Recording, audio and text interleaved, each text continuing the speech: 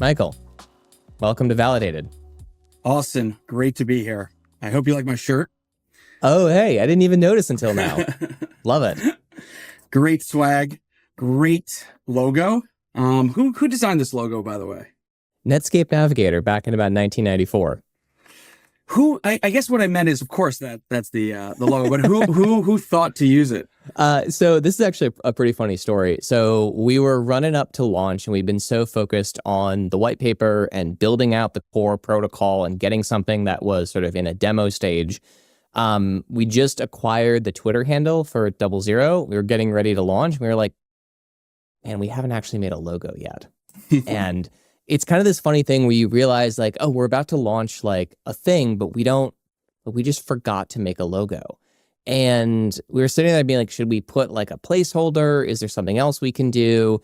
And I was just sitting there and I was like, what if we just use the image not found from the early days of the internet? Because in some ways this like embodies the whole thing about 00 is like the promise and potential of the public internet was being like 7 and sitting, or 12 and sitting in front of a computer and like waiting for an image to load and then, just broken JPEG. Like the 15 minutes I spent on my, dial-up connection waiting for this image to load, like, it doesn't actually work. And this beauty of being able to load stuff from anywhere in the world and then it not working, I was like, this totally embodies what we're trying to fix.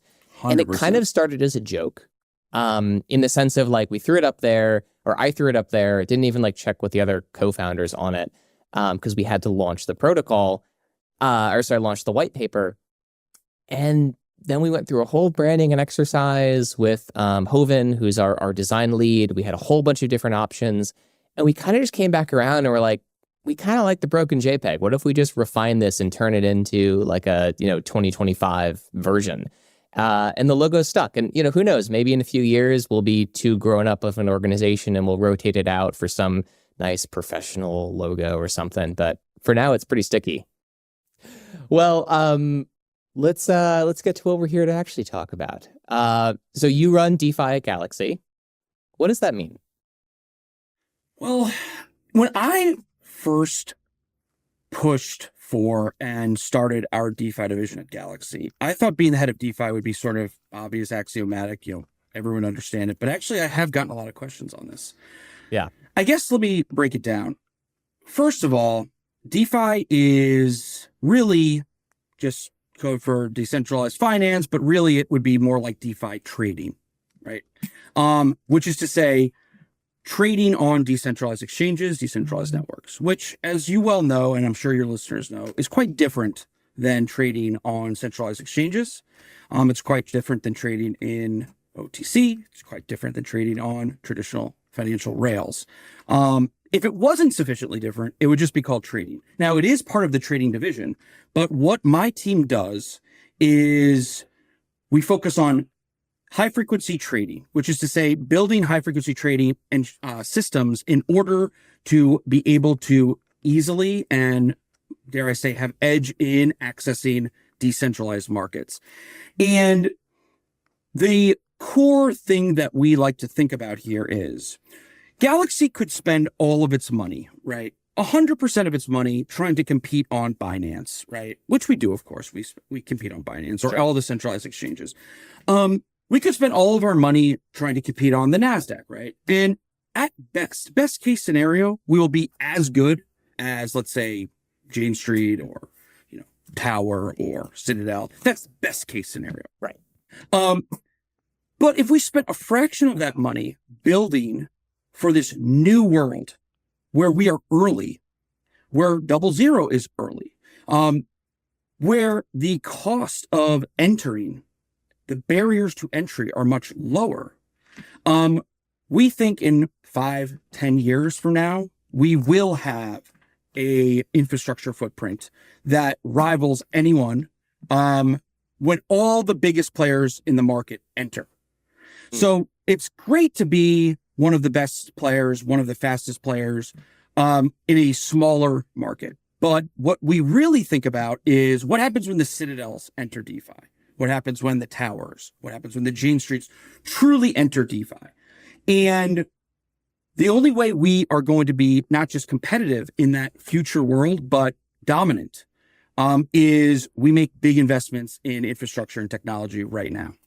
And so that's what we've been doing. As you were talking about, there's a lot of different market structures between how traditional exchanges work and how decentralized exchanges work. Walk me through a little bit of your and Galaxy's thesis for why DeFi is so interesting to the trading division. Sure. So you can't understand DeFi and our thesis on DeFi without first understanding like sort of where we are today. And from our perspective, where we are today is that we live in a system today. Global finance today is a fortress guarded by layers of intermediaries, banks, clearinghouses, and entrenched financial institutions that hold monopolies over the flow of capital. These are the powerful, the self-interested gatekeepers that keep most of the world's citizens on the outside looking in. They dictate who gets access, they set the fees, they set the rates, they slow everything down with layers of regulation, guarded gate networks. And the system as a result is not just slow and expensive, it's fundamentally unequal because it was built to benefit those gatekeepers and not the masses. Now, our thesis has always been this system will eventually evolve. It will become more fair, faster, better. And the best pathway to do that is decentralizing it. And the best way to decentralize it is through blockchains. And that's why we think it's ripe for disruption. And that is why Chair Atkins of the SEC's announcement last month, where he threw down the gauntlet with Project Crypto, is so incredibly exciting. He declared in August that the financial machinery of global capitalism must move on-chain. It will move on-chain under his watch. And there's only, from our perspective, one blockchain today that not only can absorb the financial machinery of global capitalism and moving it to a blockchain, but is doing that right now, is able to process it right now. And that is, we believe, Solana. And that's why we've been so focused on Solana. And a big piece of that, of course, is 00. So I want to go back a little bit because Galaxy's been involved in the digital asset space and crypto for a long time, right? As far as these things go, you guys did not start out bullish on Solana. I don't think you started out bearish, but it was not necessarily the main focus of your attention back in 2021 or 2022. What did you see that sort of changed the thesis or sort of made the firm comfortable making this big bet on Solana? It's a good question. Galaxy in 2021, 2022 was very focused on its existing businesses, which are exceptional in many ways, but are really outgrowths of TradFi, OTC, derivatives, centralized trading. But of course, you have to remember, like, Galaxy was a publicly traded company then. We are a publicly traded company now. And during the Gensler years, it wasn't the easiest bet to make that decentralized networks are going to take off, especially because of all the layers of regulatory and regulation by enforcement that was taking place there. So we were quite squeamish about, and cautious is the best word. We were quite cautious about entering DeFi. Now, I'm a lawyer. I was at Galaxy at the time. I was our senior legal counsel at the time. Before I was at Galaxy, I actually was building DeFi, decentralized trading infrastructure, and a startup that I founded.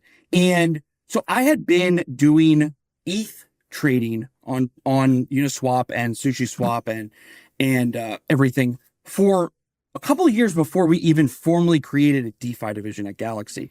But it was a mix of, I think, my legal background and many others at the firm who were quite motivated to get Galaxy comfortable with trading on chain, that really pushed forward not only the opportunity to do it, but this sort of imperative to do it.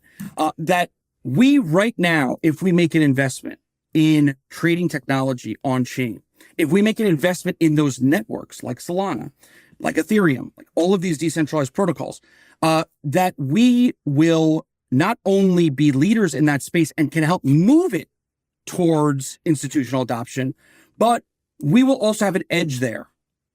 So that's a high level. Now, the critical and like sort of concrete answer is it's pretty obvious right now that moving from hyper local markets, NYSE, NASDAQ, LSE, Tokyo Stock Exchange, to one global shared state machine is going to be a massive optimization, and it's going to be more powerful in many respects. And so from our perspective, it's not just tokenization. It's not just what Chair Atkins says. It's also just, quite frankly, that this is going to be a massive innovation for all different markets to trade on one shared state. So that's sort of where we're coming from on that. And we think we're pretty bullish on it. Yeah. There's a lot of differences between these traditional markets and decentralized markets. There's, as you mentioned, there's a whole myriad of middlemen and gatekeepers involved in traditional markets. But once you get in, like, the rules are pretty well laid out, right? You go to the New York Stock Exchange or NASDAQ, everyone's got the same length of cable. Their trade servers are all at the same distance from the exchange servers. Crypto's the Wild West. You're sending data all over the world on the public internet. There's MEV, there's front running, there's all these other types of things. Walk me through a little bit of how you think both traditional firms can try to adapt, and what does crypto need to be doing differently to make itself more attractive without kind of breaking its fundamental ethos? Well, there's MEV in DeFi. There's probably MEV in TradFi. We just don't see it, right? I mean, MEV gets a lot of attention, and for good reason in many ways, but it gets the attention at all because we currently trade on transparent networks, which is the first time in human history where that is happening. Right. And today, and you know this well, Austin, like today, people are not necessarily trading on the NASDAQ. In fact, not necessarily. Right. People don't have access to trade on the NASDAQ. So, and I didn't appreciate this, but like when Binance first came out, people could market make directly on Binance. Anyone could. I mean, that alone is as important of an innovation as e-trading of the 90s. As the, as all of the innovations moving from paper trading to electronic trading, the next stage in that is moving from a walled garden of DMMs, designated market makers, who have seats on the NYSE, who have seats on the NASDAQ, who are subsidized to market make and keep quotes very tight. And they're the only ones that can do it. And they're heavily regulated, but their regulation actually is largely influenced by their own lobbyists. And that regulation serves both as a constraint, but also a moat from others competing with them. So when Binance came out, and when Coinbase came out, and when decentralized exchanges came out and let anyone trade, anyone market make, I thought that was a pretty significant revolution. And then DeFi comes out, and DeFi summer in 2020, and you all of a sudden see this decentralized coordination happening. And when you see decentralized coordination in which many actors all around the world who do not actually work together, know each other, have anything to do with one another, but all of whom pursuing their own unique individual interests, come together through a shared system, a decentralized system, to create markets that have a ton of volume. Even in 2020, they were incredibly voluminous. That to me was like, okay, this actually is going to propel innovation far more significantly than any centralized system, because you have decentralized coordination. So that is sort of like high level how we think about it. But in terms of the meat and potatoes here, what really gets me excited is applying these principles to this concentrated fortress of incredibly powerful interests that are gatekeeping the world's political and economic capital. Yeah, I mean, this is kind of like the whole internet capital markets thesis, which is like, if we can improve the quality of rails, we can improve the quality of access. And that really ends up being sort of a new frontier for DeFi, for capital formation, for basically entirely new ways to start and build companies and enterprises. I think it's pretty interesting. I do think there's probably a lot of integration with traditional markets too. Like, we've talked about this privately before, but I think it's very interesting that on-chain, they're not exactly stocks, right? There's this whole wrapper issue but they haven't really taken off to the level we would expect, despite it's quite hard in many countries in the world to get access to US stock markets. So I'm kind of curious, there was a whole thesis for a while that the killer thing was going to be tokenized stocks. And now I'm a little bit more curious if the killer feature is actually going to be like native Bitcoin trading on NASDAQ. How do you think about sort of the various market sizings for these types of things? Or is it really that crypto is going to do its own thing and it's going to look very different than traditional markets do? It's a really good question. I think you're going to have Bitcoin trading on NASDAQ, and you're going to have Procter & Gamble trading on Solana. And there's going to be a period in which you're going to see tokenized securities slowly start to have product market fit. And then you're going to see acceleration. I mean, how many years did we watch stablecoins where nobody talked about stablecoins? Yeah. I mean, I remember in 2017 looking at USDT and saying to myself, that's cool. But nobody was saying this is the killer app of crypto. Right. And no one was saying this is a massive innovation, although it was quite obvious that it was. And today, even, what does the global market of stablecoins say? Like 300 billion? I mean, that's nothing. It's huge. Right? But it's nothing compared to like the total amount of dollars that are transferred every day. The total, I mean, if you compare stables to any other market, it's still tiny. Right? I mean, most people are not using stables to pay remittances right now, right? Remittances right now. Most people are not using stables to send wire transfers when they close a merger or an acquisition, right? Like I was an M&A lawyer for like 10 years, and I will tell you, every closing was quite painful because you have to have a transfer agent, you have to have a paying agent, you have to execute all these transactions, you have to have an escrow agreement, you have to then get on a call where you transfer wires, and then the wires take many days to close. It's cumbersome as hell.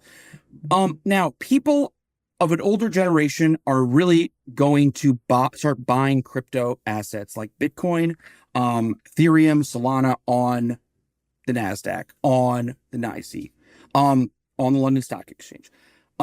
And that's great. But what you're going to start seeing is younger people preferring to buy their securities on chain. We think Solana will house the $500 trillion global securities market by the end of this decade. A significant quantity of it. Yep. We think that for a couple of reasons. First, we think that Solana is going to have the most powerful, the fastest transaction and execution layer on Earth. We are going to move from a mere blockchain to something more akin to a global supercomputer, a shared state, a computer in which anyone can access, which it will be permissionless, and it will be faster than the NASDAQ, faster than Visa, faster than MasterCard. And when you factor in T+1 settlement, it's already faster. You're going to see Solana have 20 millisecond block times, multiple concurrent leaders. You're going to see Solana producing and executing consistently a million transactions per second. And that's not going to be just speed for speed's sake. It's going to mean that Solana is going to be not just competitive with the NASDAQ, but it's going to be something that the NASDAQ might want to build on top of. And so we think that is the markets will converge. DeFi will look more like CeFi. DeFi will look more like TradFi in many ways, but maintain its core characteristics because those are inherent to trading on a decentralized network. Yeah. So you guys decided pretty early on to get involved in the 00 project, to come on board as network contributors. How does that line up with your larger thesis on DeFi? Yeah. So, I mean, when I first heard of Double Zero, I was like, we need to not only invest in this project, but we need to really get involved as an infrastructure contributor. And there are many reasons for that. So some of the reasons are just simply that, like, decentralized NASDAQ needs deterministic transport. Double Zero makes routing programmable and enforceable on chain. When you're going out there talking about shrinking latency and jitter, so price discovery and order flow stay stable under massive load, to me, that's not only a theoretical problem that you solve, that's a problem we deal with right now. Running a DeFi trading operation, one of the biggest problems we deal with on Solana is jitter. So Double Zero coming in and reducing jitter, providing more consistency, providing more reliability is huge. This is, so that was sort of the high level thesis. Obviously, it's also a great idea. There is a tremendous amount of dark fiber today that is just dark for a reason. It's unused. And any single node within that dark fiber ecosystem is not really that valuable on its own. But if you can bridge them all together, if you can build a network of them, they become incredibly valuable within the network. The other thing is, right now, Solana, Ethereum, everything is using the exact same public internet that we send emails on. Like, emails are sent, they have a best effort to get to where they need to go. They take many different routes. There's no real consistency there. And that's fine for email. That's fine for Uber. That's fine for Lyft. That's fine for Amazon. But we're trying to build a global high-frequency trading network to house the most important price discovery in the world, namely the $500 trillion of global securities. We can't have it run on the public internet. We need it to run on committed dark fiber. So from our perspective, it was quite obvious that Double Zero is not only critical, but it's something that we need to get involved with immediately. Yeah. So let me ask you, like, you guys have obviously got a lot of money as Galaxy, right? You're a large firm.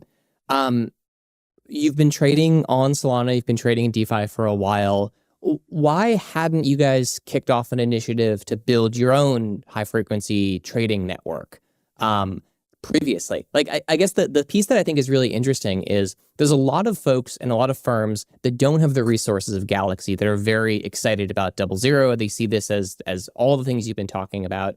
You know, theoretically, Galaxy could have gone out and said, hey, we're actually, you know, maybe we're not going to build something as expansive as Double Zero, but like we're going to try and build some private fiber capacity of our own.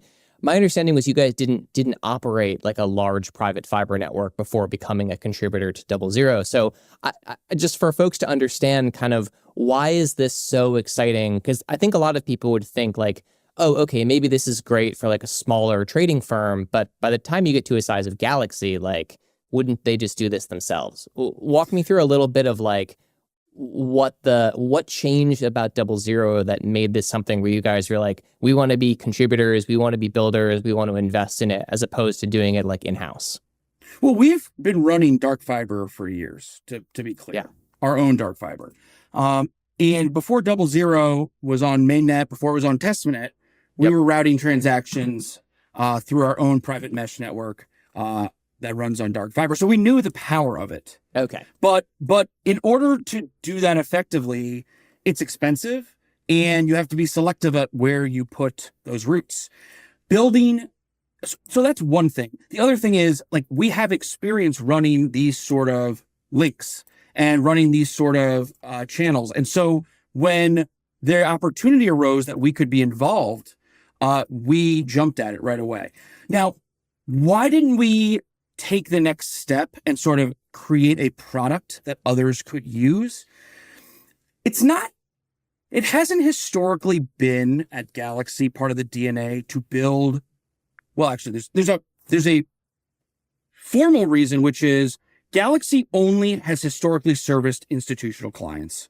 Right. And so institutional clients typically did not need to use our own dark fiber because they run on their own dark fiber or through someone else's already. But the other thing that that the other thing that's quite important is that we didn't have a culture really of building sort of consumer facing, public facing infrastructure. We are changing in that regard. I mean, I think it's quite exciting. We launched G1 recently. G1 is going to be a wallet, but it's really going to be tailored for high net worth individuals. But also it's going to be able to trade stocks. And it's going to provide for accredited investors 8% on their capital, which I think is quite interesting. And I think is our first real foray into building things for the public. But I guess to answer your question, we didn't really think of 00 as a possibility. So that's more power to you guys. No, I love that. Yeah, so, it's funny. We talked a little bit about the changing landscape sort of in Solana. Like our thesis always with 00, and, 00, it's a much more expansive vision than just Solana and just blockchain, but these are the places to start with it, was that if we're gonna live up to this vision of multiple concurrent producers and blocks being built concurrently in multiple locations, that we needed this fast connectivity linking it all together. You touched on this briefly before, but what's so exciting to you about the multiple concurrent producer vision that Solana is trying to get to? So it takes a historic disadvantage of decentralized networks and turns it on its head to be a huge advantage. Right now, most people think decentralized networks will never be faster than centralized networks. That Solana, by definition, cannot be faster than the NASDAQ because the NASDAQ is co-load and the speed of light can travel faster in between co-load actors than across the globe. And that is trivially true. But that is true insofar as tick to trade means from your co-load trading station to your co-load exchange. Yes, but if you everyone talks about latency in blockchain totally wrong. They're like, oh, we've got 1 millisecond latency. It's like, you don't. You have 1 millisecond latency after you get to the point. Exactly. So how most market volume and market movements happen is not because some, event happened in New Jersey that some NASDAQ market maker who is co-load with NASDAQ was able to get to first. Usually it's something like Russia invades Ukraine, or there's a new war in the Middle East. And that information needs to get to New Jersey where the NASDAQ is. And that's, 100 milliseconds potentially.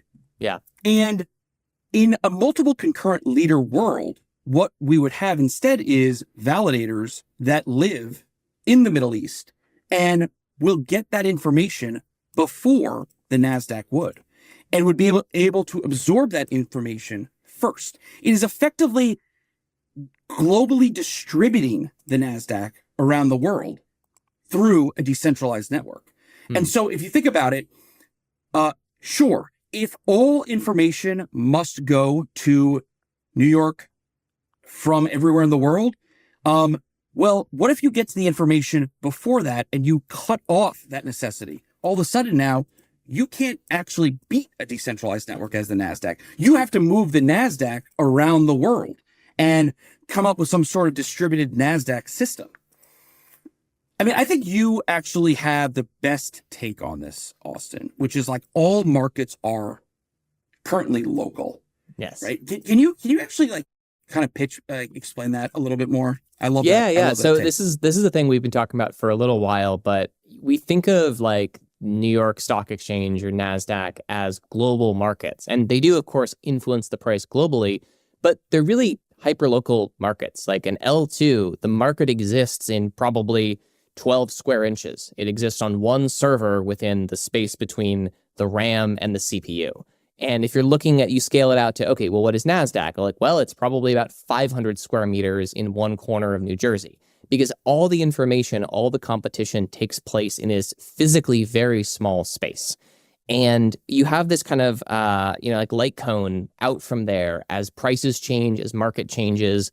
And so that radiating out from there, it's kind of like dropping a stone in a pond. You have this ripple effect of price movement, but it's all point source. And so you just have one place at a time that a price is being created. This today is actually true on every blockchain as well. The difference is on a centralized L2, like that 1 square foot of where the market happens is always in the same place. And the L2s go to great lengths to hide where that place is, but it's always in the same location. On Solana, every 1.6 seconds, it moves somewhere else around the world. And so when you're looking at a centralized market today, there's one central ripple point. And maybe there's another central market that you're trading against. But fundamentally, what's happening is you have 2 point source markets or n point source markets. And on a decentralized blockchain, you have all these ripples of pricing feeds moving from different places. And this is why Jito runs Shred Stream. This is why Temporal runs a Shred Stream. This is why, Triton One runs a Shred Stream type product. It's because you don't have time machines in this reality, but if you can get information about what a market's moving before someone else does, you have a systemic advantage in that. And so what I'm really excited about the multiple concurrent proposer world where multiple blocks are being built concurrently in multiple parts of the world is you suddenly have that hyperlocal market that's in, one computer at a time. Suddenly it's in 2 computers at a time. And that doesn't mean there's now 2 point source markets. It means the average distance between those 2 markets is now the actual physical size of the market. And it's a very sort of geospatial way to think about markets. I think it's not necessarily intuitive to finance people to think about markets in different ways. But if you think about this from the perspective of physics, like gravity wells, like a black hole, they're a point source distortion in the space-time gravity field.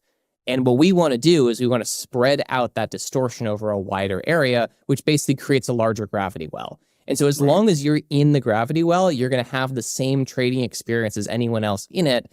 And the more concurrent blocks are produced in more different places in the world, eventually we get to a place where with perfect distribution, not geographic, but population-weighted distribution of multiple concurrent producers, you end up with one true global market, which works until we start colonizing Mars. And then we have the whole problem all over again.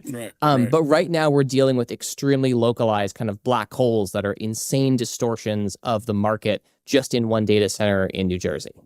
And how much do you think the MCL thesis relies on 00? I mean, when we saw the Alpenglow white paper come out, I was like, oh, this is beautiful. Like, we couldn't have asked for a better architecture to make use of everything that 00 has to offer. Finality is directly proportional to how quickly you can aggregate signatures. The fact that you can multicast votes, that you can multicast state updates, all of these types of things. To me, this looks pretty incredible. Right. But like, do you think MCL could ever happen without 00?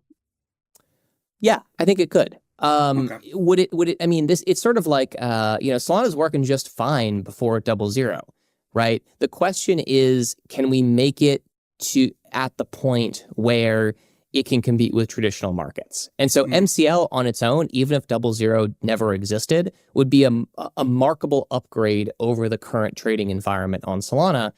Would it have the capabilities to compete with TradFi at that point? I think that's a much harder question to answer. And so, for me, what I view is 00 is not, strictly speaking, required to make any of this happen. The same way that, like, look, DeFi happened on a chain that did 20 things per second and had 30-second block times, and it was still a revolution.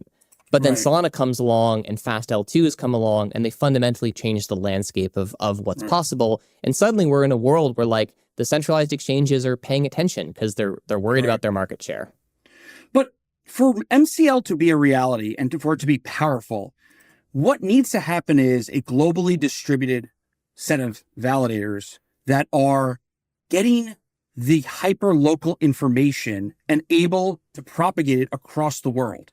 And from my perspective, the core value prop of DZ is that process today is really bad. It relies on the public internet. It's really slow, and it's holding Solana back and other blockchains back.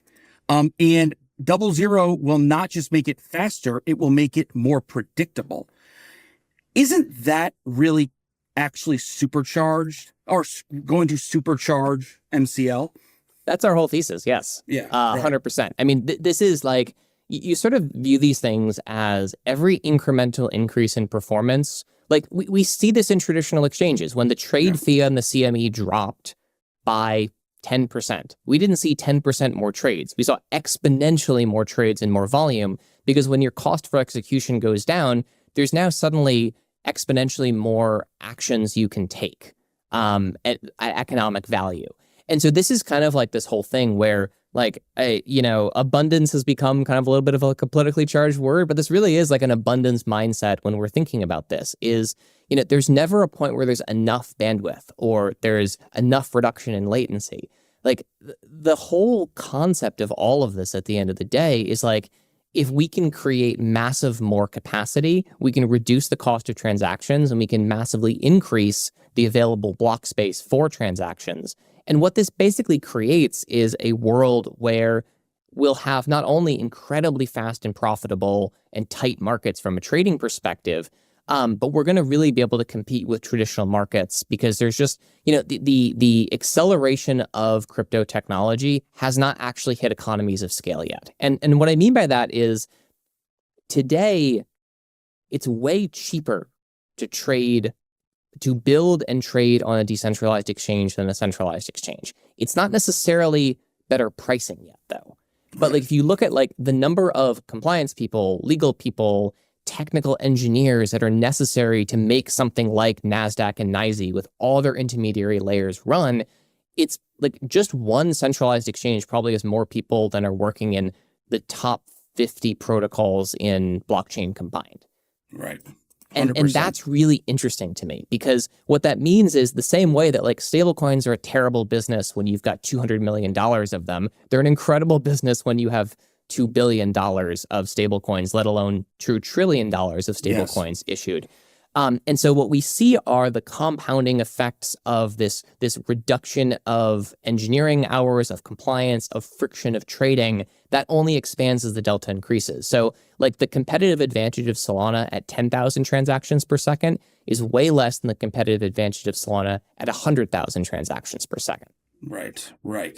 And also, when you factor in the tokenization revolution, which from my perspective, like, I think most people talk about tokenization as somehow different than DeFi. But tokenization, if it is to be meaningful at all, will rely on DeFi.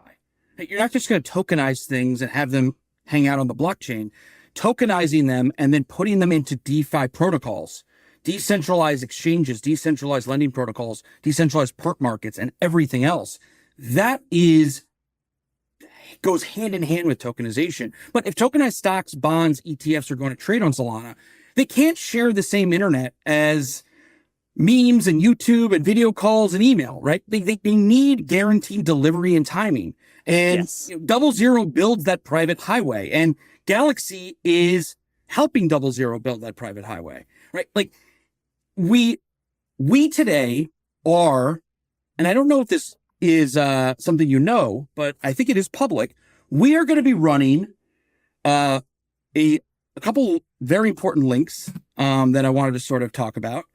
We are going to be running the dark fiber, 100 gigs of dark fiber between London and Frankfurt, New York and London, Tokyo and Singapore, Chicago and Seattle, New York and Chicago, and then we're going to be running a 50 gig of Seattle and Tokyo, and then New York to Toronto, we're running a 10 gig link. New York to Montreal, we're running a 10 gig dark fiber, and New York to Ashburn. So we are like really making a big investment in 00, and that is not just like we sort of organized it. Like, we have put real engineering resources behind maintaining those links and those dark fiber connections. So really excited about it. Yeah. It's awesome to have Galaxy as a contributor to 00. It's been great to work with you guys on this. Yeah. No, I think it's been some of the most fun stuff that we've been working on, and some of the most exciting stuff. And we're uniquely positioned to be able to help, because frankly, like, if we can put Solana on dark fiber, on professional grade global rails, we think we are going to have like an explosion of global capital markets on chain. And we think we need that because right now, in order for the regulators to get really comfortable, in my opinion, with securities trading on chain, a lot of things need to happen. But one of those things that has to happen is you can't have sort of inconsistent data propagation. You need something more consistent. You can't have certain actors in certain pockets of the world get data later than everyone else if that data is the updated price of a tokenized security. That's going to be a problem. Regulators will think that could potentially create some unfair advantages. And so creating consistency between data packets is critical for tokenized security. Maybe it doesn't matter as much for meme coins, or maybe you can sort of get away with that. But for trading tokenized securities, I think it's as important as anything. And I'm excited for multicasting through 00 to that end. So yes, me too. Yeah. Well, Michael, where can people find you on the internet? Where can they learn more about what Galaxy does? Where can people find me on the internet? You can go to my Twitter, X, Marcantonio, MarcRyptonio. You can also go to galaxy.com. You can do, what else can you do? You can see me at Breakpoint. We'll be at Breakpoint. I'm sure you'll be there too, Austin. I'll be there too. But yeah, exciting Excellent. stuff. Yeah. Well, thank you for joining us today on Validated. Of course.